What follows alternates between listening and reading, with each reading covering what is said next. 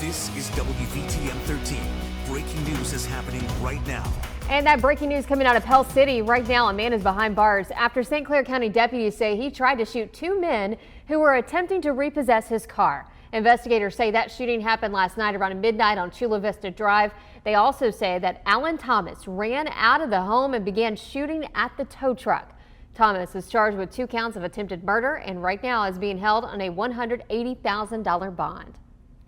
Also breaking at midday, a man has been indicted on felony murder charges in connection to a deadly shooting in Tuscaloosa back in 2021.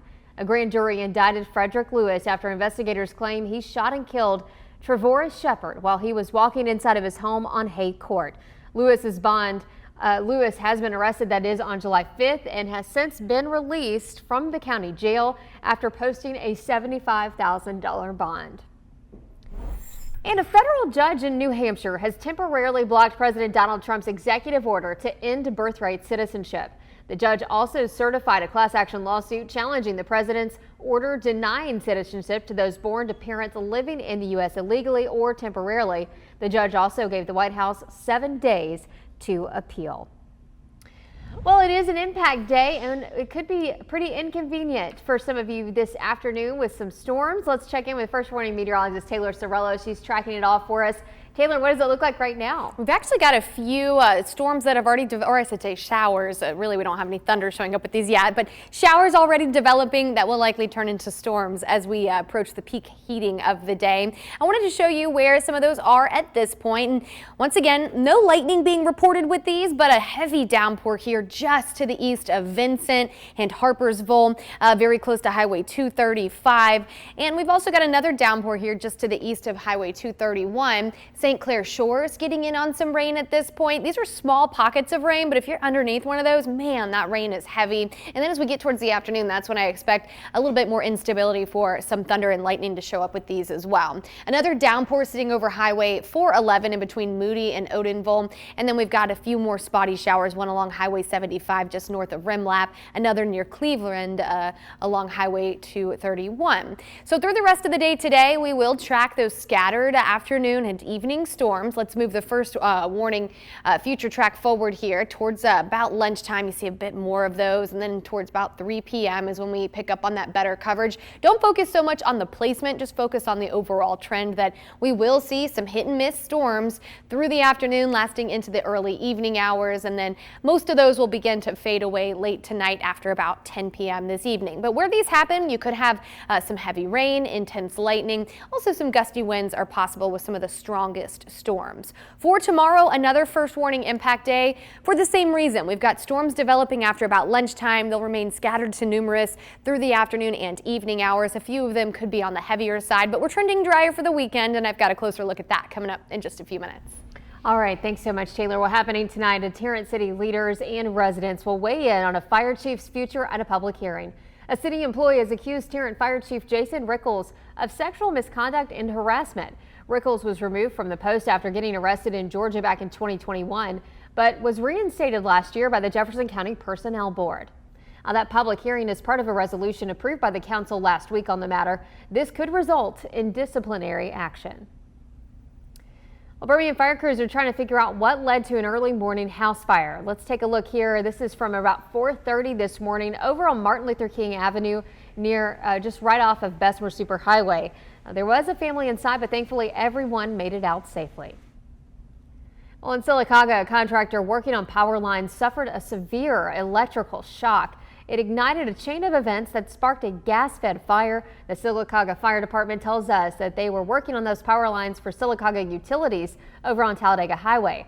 After they were shocked, live lines dropped and split open a gas main, sparking a fire. Firefighters had to let that fire burn until they could properly bleed out the gas line. The contractor was airlifted to UAB Hospital.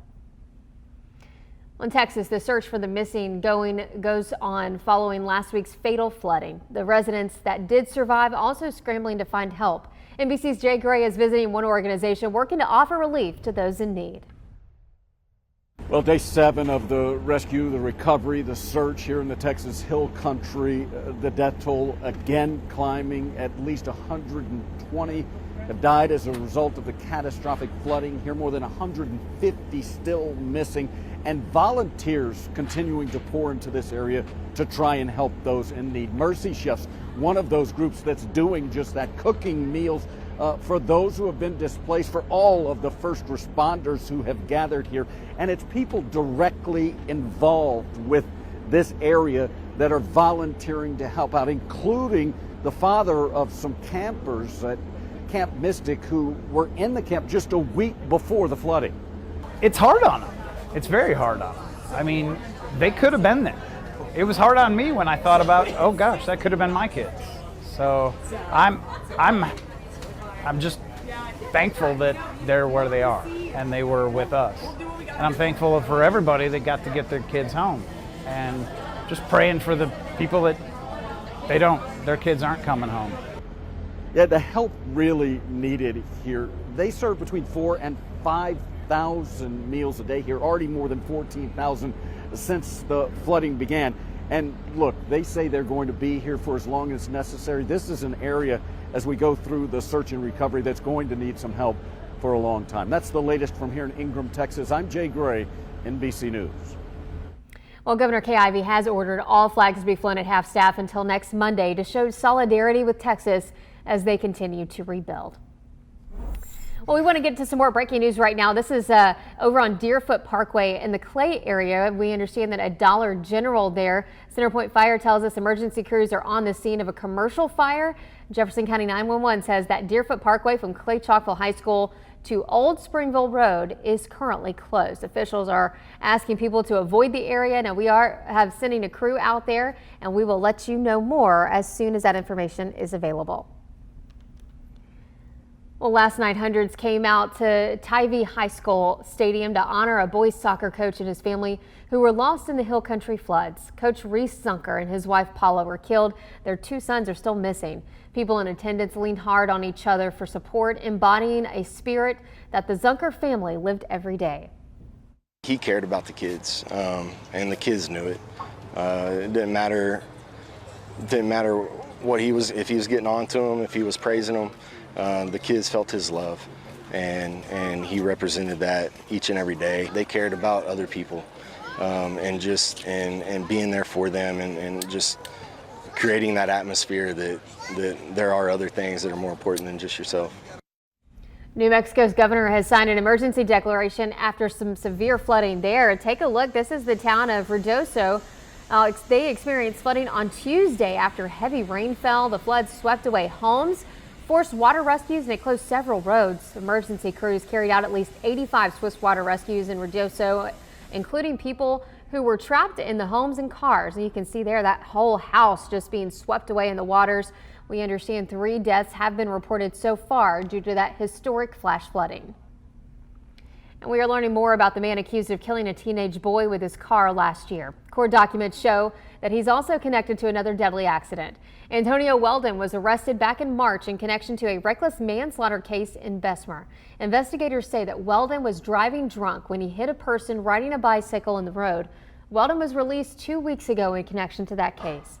Investigators also say that back in October of 2024, Weldon was drunk when he hit a 13-year-old Braylon Hardy while he was riding his four-wheeler on the sidewalk. We spoke with his mother back in October. She had this message for Weldon. Not only did you hit a kid, you have killed my child. Cut my child life short at 13. My child had plans. I'll never see my baby again. You should never see the streets again. Well, this morning, Weldon remains in the Jefferson County Jail on a $30,000 bond. Well, Crime Stoppers is offering a reward for information on the deaths of 4 people in Talladega. Sunday afternoon, the Talladega County Coroner's Office arrived at a house on Old Chaco Road looking for a woman who had not been heard from since Thursday. That's where they found the bodies of Quidero Flores, Jamari Evans, and Nicholas and Jeffron Keith. All 4 of them had been shot. You can call officers or Crime Stoppers, that number right there on your screen, if you have any information that can help police solve this case. Well, if you are heading to the Birmingham airport soon, you can now keep the shoes on when you are going through TSA. The Department of Homeland Security has decided to end the policy that was put in place after Richard Reed tried to detonate a bomb in a shoe during a flight in 2001. WVTM 13's Maya Caleb reports on the change from TSA. Homeland Security Secretary Kristi Noem says officials believe it's safe to end the rule. When headed through the TSA checkpoint, you will no longer have to remove those shoes. It's a return to a more streamlined airport security checkpoint, and many people are excited about it. I spoke to TSA here in Birmingham, and they tell me the old shoe policy is outdated due to advancements in screening. We have a layered security system. So just because we allow folks to keep their shoes on now, that doesn't mean they're less safe.